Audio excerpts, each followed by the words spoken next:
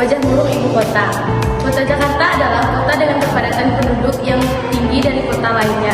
Dengan kepadatan penduduk tersebut dapat menyebabkan permasalahan seperti kemiskinan yang semakin meningkat, kurangnya lapangan pekerjaan, fasilitas yang terbatas, tempat tinggal yang minim, dan masalah lainnya. Pada 2016 lalu terdapat 360 juta jiwa jika di Jakarta termasuk ke dalam penduduk yang kurang mampu.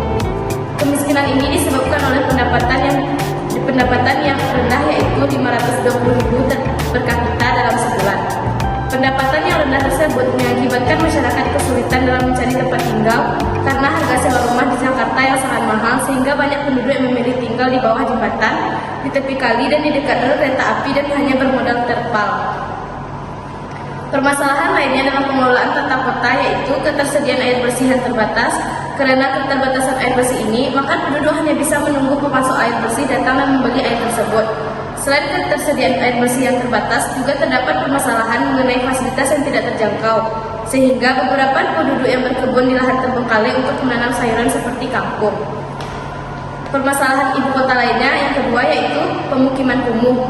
Pemukiman kumuh di Jakarta tidak hanya satu, namun banyak, akan tetapi ada yang sudah diakui pemerintah dan memiliki RT dan RW.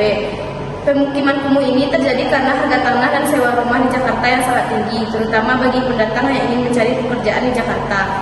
Pemukiman kumuh ini dapat mempengaruhi kesehatan penduduk di lingkungan tersebut dalam hal udara, lingkungan yang kotor, dan permasalahan lainnya. Menurut saya, solusi dari permasalahan yang terjadi pada saat ini, sebaiknya pengelolaan tata kota dan pemukiman kumuh adalah permasalahan kompleks yang keperluan pendekatan komprehensif. Permasalahan pemukiman kumuh berkaitan dengan aspek sosial, ekonomi, budaya, dan ekologi. Meningkatnya jumlah penduduk di perkotaan menyebabkan tingginya kebutuhan akan perubahan dari infrastruktur, sehingga berdampak pada munculnya pemukiman kumuh. Pemerintah telah membuat kebijakan untuk mengatasi permasalahan pemukiman kumuh. Namun, implementasi kebijakan tersebut belum efektif. Untuk meningkatkan kualitas hidup di kawasan kumuh diperlukan perbaikan fisik, lingkungan, dan fasilitas umum. Pemerintah perlu menyediakan perumahan yang terjangkau bagi masyarakat marginal untuk mengurangi jumlah masyarakat yang tinggal di daerah kumuh.